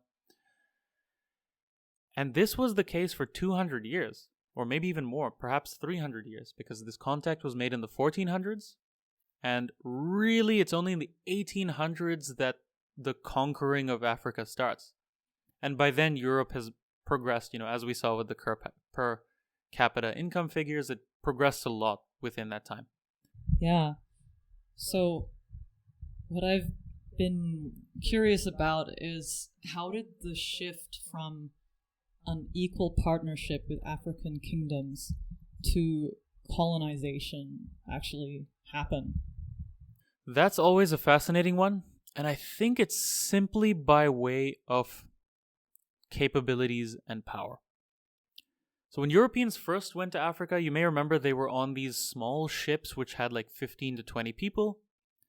You're arriving in an African city of, at the very least, thousands of people, if not tens of thousands, and maybe even hundreds of thousands. I'm not sure if they had sizes like that on West African coasts, at least. With 20 people, no matter what, you can't do very much. But even once the numbers of people and the numbers of trading posts increase, let's say you have hundreds of people or even thousands of people at a certain point, it's difficult, to say the least, to conquer a giant African kingdom, which is usually the size of one of the countries that the Europeans are coming from, right? It may be slightly smaller, slightly bigger, but these are big kingdoms. Now, over time, as this sugar economy builds on itself and Europeans are getting richer, and then factories start coming up in Europe and they start mass producing things, you get a difference in capability that becomes so large that even if you don't really have the numbers on your side, you can start negotiating from a position of a bit more power. Sometimes when I read the histories of how these things happen, it's almost like Europeans kind of found out by accident that, whoa, now we're more powerful. How did this happen? So here's one example. In the 1680s, the English break some negotiations, which they were used to doing all over the world. And as a result, they get into a bit of a dispute with the Mughal Empire. The East India Company blockaded several ports on the west coast of India, but soon the Mughals send in their army, 500,000 strong, and arrest a bunch of East India Company army officials, seize some factories, and finally the company's forced to concede. They have to pay a fine of 150,000 rupees, which is equivalent to about $4.5 million today. $4.5 million, that is. And they send in an apology to get their trading privileges back. Fast forward 50 years, again, colonial economy kind of picking up, capabilities are increasing, and the next time this happens, similar sort of thing, they're skirting around trading rights, there's a conflagration, I guess you would call it, right? They have a little battle, and then this time the English win, and they don't expect that they're going to win. But then suddenly, there's a tipping point, if you will, where the technology that they're using becomes so much better that they're now winning even when they're outnumbered by an order of magnitude. So they'll go in, I think the Battle of Plassey Fields which is 1757, the battle where the British kind of realized like, oh wow, we can take over India now. They win their first big battle. It was 5,000 Brits, 5,000 redcoats with Robert Clive, you may have heard the name, Clive of India, versus something like 100,000 Indian soldiers with cannons and elephants and all kinds of crazy stuff. And the British win that encounter. Wow. So once you win something like that, even if you go in thinking like, oh, goodbye, sweet world, here we go. And then you win, immediately the power dynamic changes completely.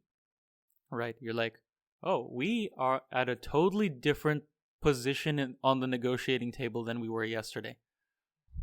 I see. So it was almost an accident through regular skirmishes that just naturally happen when you trade with another.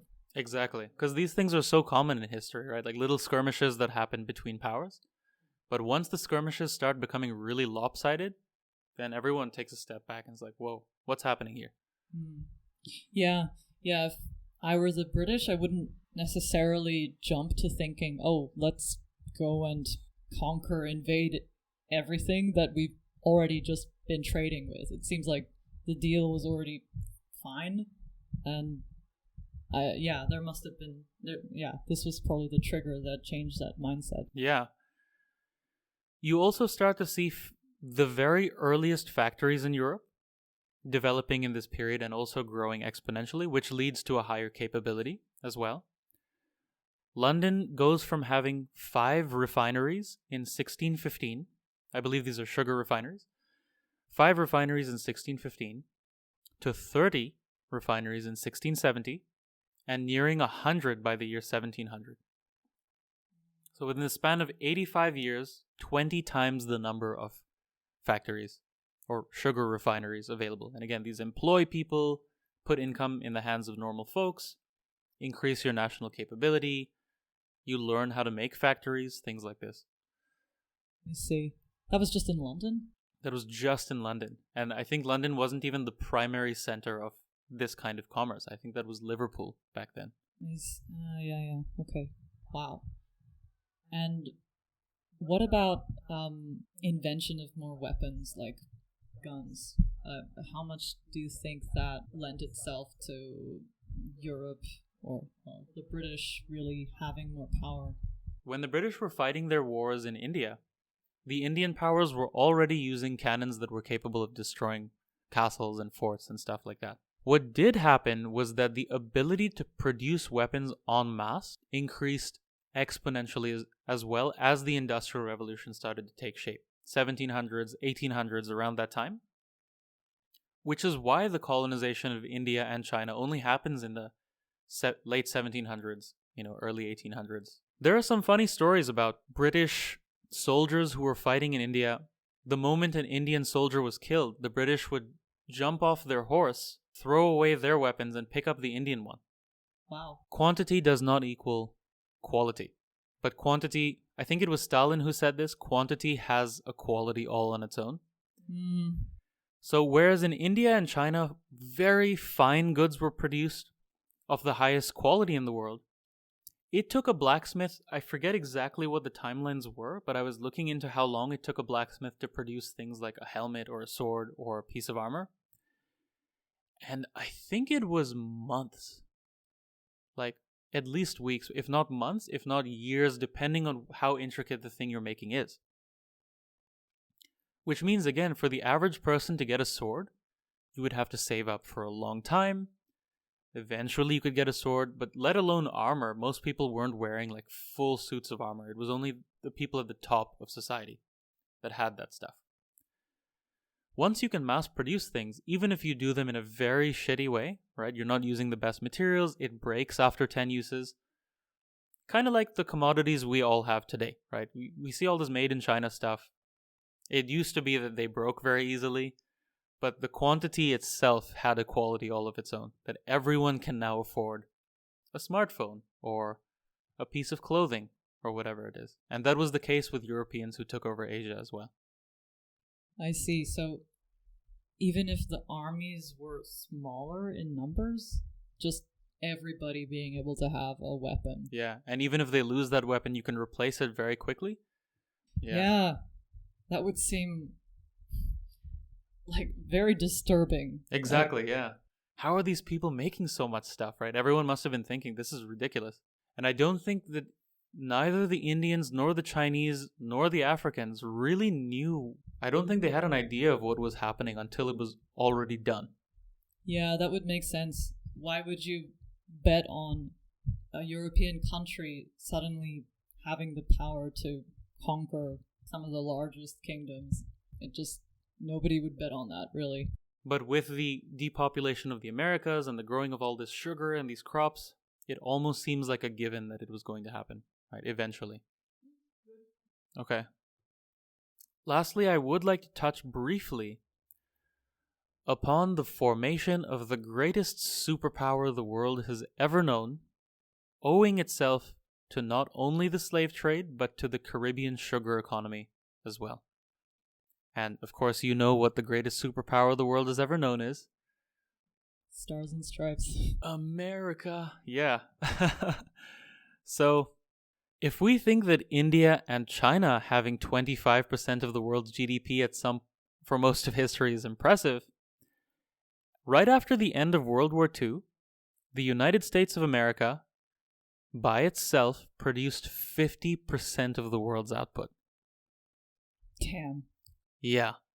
So the world had never seen a power quite so dominant over the globe up until the end of World War II.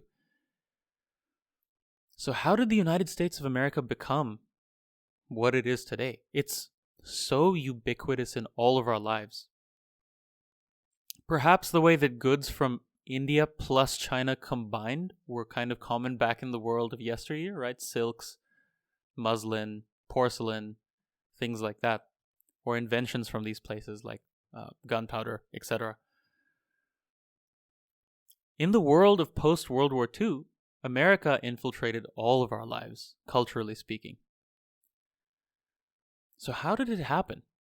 How did we get from whatever it was back in the day to it being a dominant player in the world? And it still produces, I think, 20% of the world's output every year. So it's not gone anywhere since the end of World War II. I mean, it's much less than it was, but yeah. Yeah, that's the question. Well, the World War itself, I think, was certainly part of that. Oh, for sure, yeah. Everyone else was destroyed. That helps to reach 50%. But still, 50%? That is huge. So, in today's context, when we look at all of the territories that Europeans colonized, that being North America, South America, the Caribbean islands, South Africa, if you were to say what the most valuable territory of all of those was, what ended up creating the most long-term gains out of all of that? I wouldn't necessarily know. Yeah, okay, that's fair. For me, when I think of it, I would think of maybe Brazil and the United States East Coast. So not just the coast, as in the eastern half of the United States, which is the productive one, which has all of the fertile land and stuff like that. And today, the USA and Canada are the richest parts of that whole equation, right? Even richer than Europe, they've become. But what's really fascinating is that in the early period of colonization, North America was considered relatively worthless compared to the Caribbean. As we know, the economy of this era was primarily driven by sugar, and sugar grew best in the warm regions of the Caribbean. So to create a more specialized economy, England did the sugar growing in the Caribbean and grew relatively cheap stuff in North America to supply the Caribbean. So North America would produce furniture, livestock, and lumber, and Barbados and other islands like it would purchase this stuff because they just wanted to grow sugar. They didn't grow any of their own food. They were more willing to have a cow or wheat or whatever grown on the American mainland and to pay a premium for shipping it over from North America and buy it in Barbados just so they could really maximize the amount of sugar they were growing. There is an account of how much of the stuff ends up making its way from North America to the Caribbean. Eric Williams writes in his 1944 book, Capitalism and Slavery, he's writing about the year 1770. The continental colony sent to the West Indies nearly 1/3 of their exports of dried fish, almost all of their pickled fish, 7/8 of their oats, 7/10 of their corn, almost all their peas and beans, half of their flour, all their butter and cheese, over 1/4 of their rice, almost all their onions, 5/6 of their pine, oak, and cedar, over half of their staves, all their horses, sheep, hogs, and poultry, and he lists a few more things after that. Yeah, it's a lot of stuff. It's most of the stuff, right? Pretty much all of it. Yeah.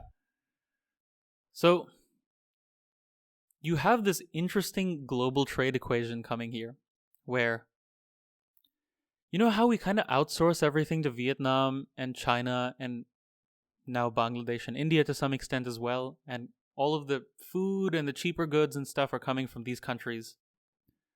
Well, not food so much. People take food security pretty seriously these days, but the cheaper things, right? Commodities, materials. And it goes to developed countries to make value-added stuff, like Teslas and smartphones and stuff like that. Well, smartphones are now also produced in China to a large extent. But the even higher value-added stuff, Ferraris are made in Italy with probably parts that come from China to some extent, right? Yeah. So what's interesting is the United States starts off as almost an outsourcing hub for cheap goods for the Caribbean, which is the wealthy member of this equation. Yeah, that is kind of what it is. Yeah. In the end, it's not worth producing the cheaper goods in the Caribbean because they're producing the far more valuable and expensive things. Yeah, exactly. So it's almost like Dubai is a fancy city today. They don't make any of their own food. They kind of bring it in from India and various other Asian places. And they're doing high value-added services and stuff in Dubai. So it's almost like the Caribbean was this place where people went to get rich and make luxury goods. I guess sugar was the equivalent in 1627 of what a Lamborghini is today. I don't know. Something like that, right? And then they would import all of the cheap, unnecessary stuff from other places, namely the US. I see. Wow. So, how do you think that ties into the US becoming such a dominant superpower? So it's hard to say to what extent this is the reason for that. I couldn't put it in like a percentage or anything like that. But I do have a couple of analogies that may give you an idea of how the Caribbean kind of made the US even economically viable. Because again, it's millions of square kilometers of land. It's only if you have a thing to do with that land and people to sell it to that you can develop it fairly quickly. So, in 1793, after the American Revolution, Bryan Edwards says, quote, "It was the wealth accumulated from the West Indian trade which more than anything else underlay the prosperity and civilization of New England and the Middle Colonies." End quote. So as in West Indies are the Caribbean and stuff like that. William Burke, another person from that era, would say, quote, "It is by means of the West Indian trade that a great part of North America is at all enabled to trade with us." End quote. Right, so North American wealth is kind of attributed to that trade route as well. Yeah, at least in the very early days, the very fact that people were willing to go there and could make a living from this place was attributed to this Caribbean trade to some degree or another. Yeah. Here's something that the book Born in Blackness says. I haven't been able to verify the exact numbers, but I have no reason to question these numbers at face value, at least. The annual income of a white person in Jamaica, which was another Caribbean sugar island, was about £2,000 per year at that time. It's not today's money. It's like that time, which was like maybe 100,000 plus pounds in today's money, I would imagine. The average income of a mainland American was £60 a year. £2,000 versus £60. Yeah. Wow. It's a lot less. It's a lot less. Wow. Why didn't everybody try to get in on that? I think the competition was really high. And European powers fought what were something like the first world wars ever. I almost had an episode called World War Zero, which was about the various wars that were fought in the Caribbean between European powers. So one of these wars was the 7 Years' War, where I think this was between the British and the French. And they fought in the Caribbean, and the British got the upper hand in the end, but eventually they reached something of an agreement. And the French agreed to exchange New France, which was the French-Canadian territories, for tiny Guadeloupe, in the Caribbean. And Voltaire, who is a famous French philosopher, was part of this negotiation. And he called New France, quote, a few acres of snow, end quote. So yeah, that's essentially how people perceived this region at the time. It was like the Caribbean was really what everyone was after. They were willing to fight wars over it. And when those wars were resolved, people were willing to give away vast swaths of North American territory to retain tiny pieces of land in the Caribbean, just because that's how valuable they were. Yeah, I would think that you'd be able to set up plantations and whatever else you needed in North America as well, like outside of the Caribbean. But maybe it's the combination of the Atlantic trade route already being established and all the infrastructure already being there that made it so valuable. Yeah. I guess being an island, you're close to the sea on every direction. You're close to the ocean on every direction, and that probably helps making things cheaper. Yeah, it makes sense. It kind of emphasizes that the Americas was really seen as almost this crazy country-wide factory of just producing stuff. And people didn't so much, live there or... Well, they did live there, but it was like primarily a place to make money. Yeah. Yeah, it's really fascinating how it started off and what it is now. I mean, considering I have a couple of other quotes here, but we may or may not get into the quotes themselves. But really what they all say is how important the Caribbean was, how they were willing to fight wars over the Caribbean at the expense of North America. And for me, what's really mind-blowing is what North America is in today's world compared to how people perceived it back then. Yeah. Just thinking about how big a part of my life it plays as a region, right? North America. It's really hard to think that it started off almost like a sweatshop region, which was making goods for the Caribbean. And honestly, I never gave a thought to the Caribbean at all. That it was such an important part. It was like an engine of economic change in the world that has results to this day. The very fact that we drink drinks with sugar in them and it's so affordable is probably only possible because of this whole thing that started way back when. And on top of sugar, coffee, various, crops, and that leading to other things like clothes, machinery, everything that we afford today. Yeah, just going to a Starbucks. Exactly. Buying a coffee with sugar and a pastry. Yeah. Butter. It's that little luxury that most people in like Europe, the Americas, they can afford. It's kind of all linked back to the same root. Yeah. Which I never thought. If someone asked me, why do you have access to sugar today? I never would have gone to the Caribbean for my answer. Yeah. Yeah, it's strange as well because today you do not see that reflection of its wealthy history. Exactly, yeah. We think of sugar as trash today. Like, we try and avoid it actively, right? Yeah. Oh, gosh.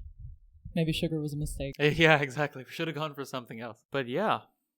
Because when I think of myself as a formerly colonized person, and you're also half Filipino, you might be able to relate to some degree or another to this. But when I think of my own place in the world today, in these larger narratives that develop between who the world was made by and who it was made for, and on which side of the line I am, I definitely think of myself as one of the peoples who got the wrong end of the stick. Or the wrong end of the bargain, historically speaking. Even though I may be quite privileged for an Indian to be able to, come to a different country and work a nice job and things like that, what I mean is that the passport that I hold and the ancestry that I have lends itself to certain kinds of interactions in the world, and generally those are, by and large, negative, you could say. So that's the way that I perceived India and myself in this larger world equation. But when you look at the history of the Caribbean, everything that I and all the people from India and Africa and the US and every country, even in the Caribbean, all the things that they enjoy, cheap sugar, cheap clothes, generally capitalism and all of its wonders, which I love, right? Like I love the outputs of capitalism. They're fantastic. These mics that we're recording this on are only possible thanks to capitalism. I'm benefiting so much, even though I may not have benefited as much from the slave trade and all of these things as people in developed countries in the West. I'm no doubt enjoying the fruits of capitalism, as are many, many people in the world in regions that we would think of as oppressed regions. Africa, India, China, Southeast Asia. So this slave trade stuff happened. It was horrific. But the majority of the world is enjoying the magical, transformative effects of what happened back then. What does that mean? Yeah, I do get what you're saying. It's a disturbing thought almost. Yeah, exactly. It is so disturbing. It's almost like you find out that, like, I'm not even sure I have to make a metaphor out of it, because it really is just horrific, right? All on its own. Yeah, it is. It is. Growing up in the UK, I grew up in the UK for a bit, and in history class, you don't really necessarily get taught a lot of the brutal stuff that the UK did. So discovering that your country and your home is sort of a foundation of all of that, it's a bit like that, except the thought of it being on a global scale is really very strange to come to terms with. I generally thought of it just like the way you described. Like, okay, it was developed countries in the West that really enjoyed the benefits of this stuff, and everybody else kind of got a shitty deal. Which I think there is some truth in as well. Hence the huge disparity in per capita income between developed countries in the West and Africa plus Asia at large. That being said, I don't want to discredit the hard work of people like James Drax. I mean, yes, they all did horrible stuff. But can you blame them? I always wonder this about historical figures. Yeah, that's the question. And in the end, if you try to measure the impact as a whole going down throughout history, it's hard to say whether it was negative or positive just in total. It's it certainly made a large impact. A large positive impact on people's lives all over the world today. Billions of people. So even if the slave trade took 12 million slaves, of whom most died, I think, of horrific conditions, today we have 8 billion people, not all of whom are benefiting from capitalism very much, but I would estimate that at least 4 billion of those people are living qualities of life today that are orders of magnitude better, materially speaking, than they were back in the old days. Even regions like India and China, where on the whole, they were quite powerful and wealthy, the per capita income in these places probably wasn't more than $1,000 a year there either. Maybe even less, maybe 600, 700 per year. In today's money, I mean. And today, China is at 10,000.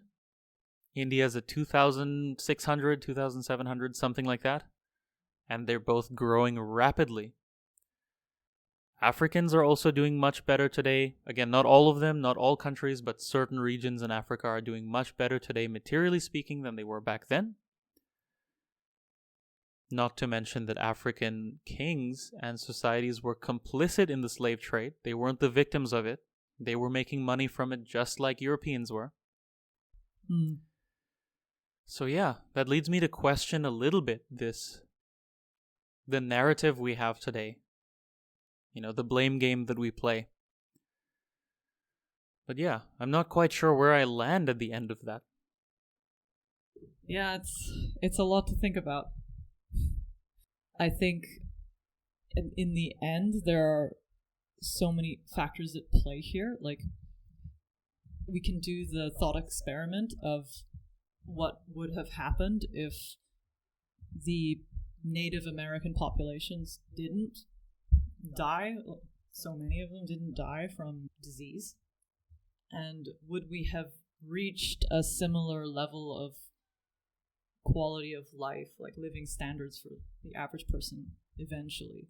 Like, was this inevitable, or did we really need this circumstance? That is a great question, and I wonder that as well. And yeah, you bring in the Native Americans, who I didn't mention in this last section yet, but I should. Because yes, there were 12 million slaves, and many of them died horrific deaths.